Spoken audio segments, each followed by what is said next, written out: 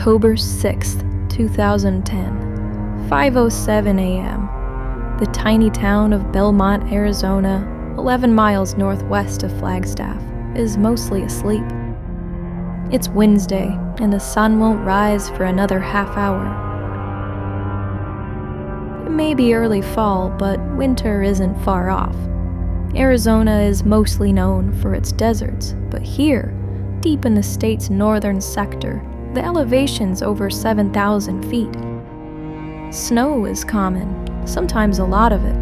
The terrain is dominated by rolling hills punctuated by sky-cleaving mountains, the highest of which, nearby Humphreys Peak, is 12,633 feet. Graceful ponderosa pine and wise juniper trees blanket the landscape. The area is known as a gateway to the Grand Canyon, and is often cited as being high desert, even though this is not technically accurate. One thing is for sure, however, this is certainly not a place known for severe weather. Though the Flagstaff metro area has a population of almost 150,000, Bellemont's population is about 1,000. It's a pretty industrial town, noted for being the highest pit stop on famed Route 66. It's home to Camp Navajo, a munitions storage and National Guard training facility established during World War II, an inn called the Pine Breeze that was made famous by the 1969 film Easy Rider, and the National Weather Service Flagstaff Field Office. On this morning, however, severe storms are definitely in the forecast, and the Storm Prediction Center has outlined a slight risk for the area, mostly for large hail, which pummeled Phoenix yesterday.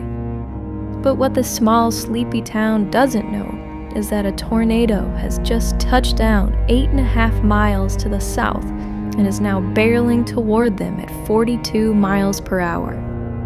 By noon, this tiny town will be the epicenter of the worst tornado outbreak that has ever occurred west of the Continental Divide.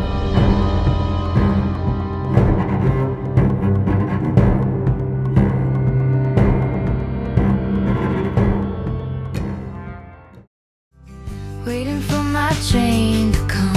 Anna the Tornado Queen here with Tornado Tales. In this video, we look at a strange, forgotten, but significant tornado event, the Northern Arizona tornado outbreak of 2010. Sit back, check the Cape value, and hang on. But it just ain't my time. I'll just sit and waste away my life.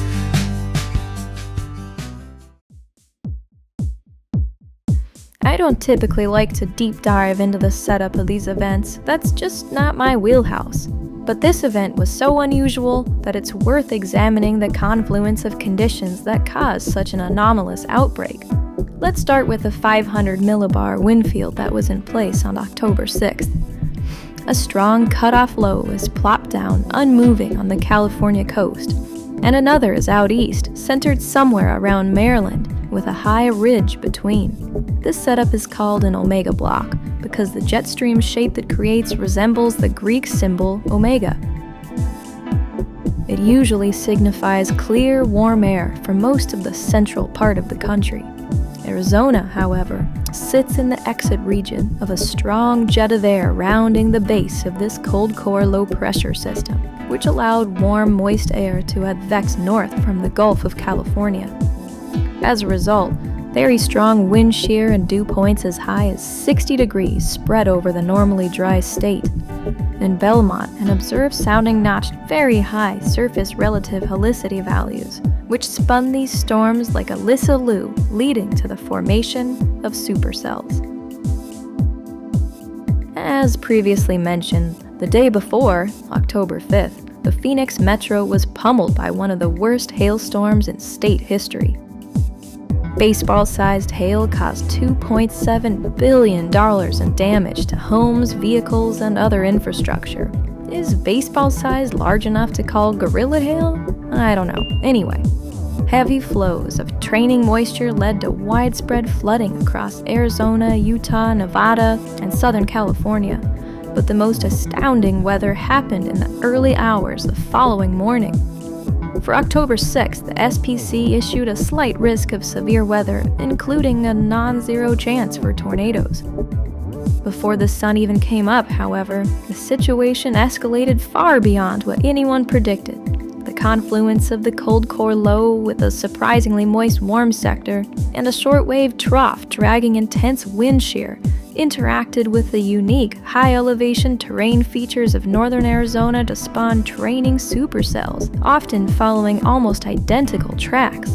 To everyone's surprise, tornado after tornado spawned in a state that normally sees about 5 per year.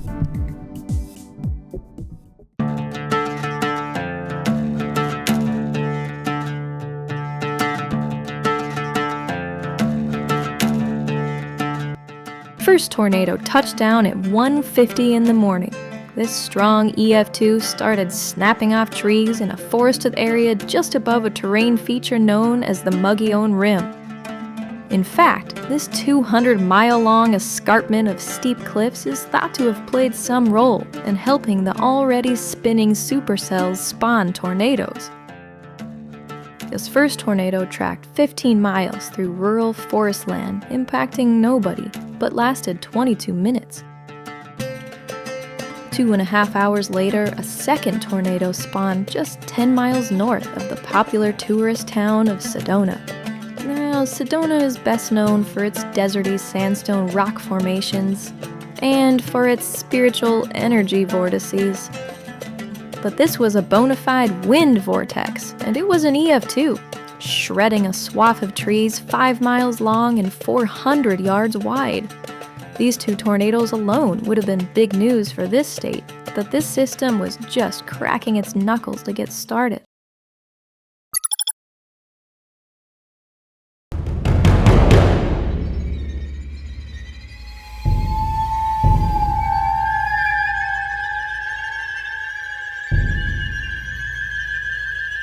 Tornado 3 spawned just minutes after the Sedona tornado dissipated, and this one would be the first to make actual impact on human structures. This was the one, in fact, which at 5:07 in the morning was barreling towards Bellemont. This tornado, which came to be known as Bellemont Tornado Number 1, roared into the tiny town at 5:15, shredding houses, leveling trees, and tossing RVs from an RV dealership onto Interstate 40. A local anemometer, operated by a forestry program of Northern Arizona University, recorded an instantaneous gust of 185 miles per hour. The tornado crossed I-40, passing just 2/3 of a mile east of the NWS field office. All in all, it damaged 100 houses, knocked down 75 power poles and injured 7 people before finally dissipating after being on the ground for 37 minutes and traveling 26 miles. This was an astonishing way for the people of Bellemont to start their day, but only 10 minutes later, after this tornado dissipated, another, much bigger tornado spawned following a track almost perfectly parallel, only 1 mile to the west. Employees at the NWS office, who had just had a tornado pass the distance of a casual stroll to their east, watched as this tornado, Bellemont Tornado Number 2, roared into town just after sunrise, barely 1/3 of a mile to their west. This tornado was a monster. It took a wedge appearance, flipping multiple semis on I-40, derailing 28 rail cars and flattening an 800-yard-wide swath of trees, some of which were debarked. This was no minor tornado. It was the real deal, striking Bellemont within minutes of the first tornado. This tornado was ultimately rated EF3 and was on the ground for almost an hour and traveled over 30 miles. It is the longest tracked and one of the strongest tornadoes in Arizona history. But at almost the very moment this beast lifted north of town, yet a third tornado, this one EF2, took an almost parallel track slightly further to the west and barely missing town, and passing within 2 miles, once again, of the same NWS field office. I mean, this is an insane concentration of long-track, strong tornadoes in an area that almost never sees them. Look at this view from Google Earth. This image was taken in 2025, and you can still very clearly see the tracks of all 3 tornadoes. Here's a before and after.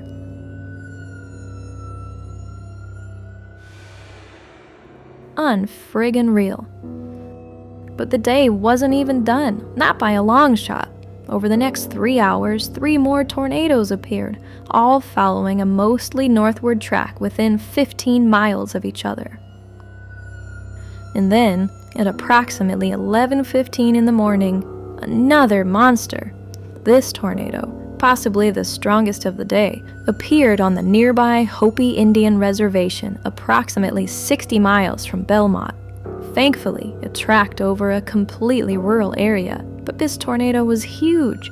It completely destroyed 3 metal truss transmission towers, snapping one off at the base and earning an EF3 rating. Some have theorized that it might have been even stronger, it just didn't hit anything. Over the next 2 hours, 3 more tornadoes would be spotted, all brief EF0s, including one that just missed the very deserty Canyonlands National Park. By the time the day was over, at least 12 tornadoes had rampaged through a very narrow corridor of northern Arizona and southern Utah, a part of the world where tornadoes are thought of as a flatlander problem far away. A few dust devils maybe, but 4 EF2s and 2 EF3s in a matter of hours? This was completely f***ing bonkers.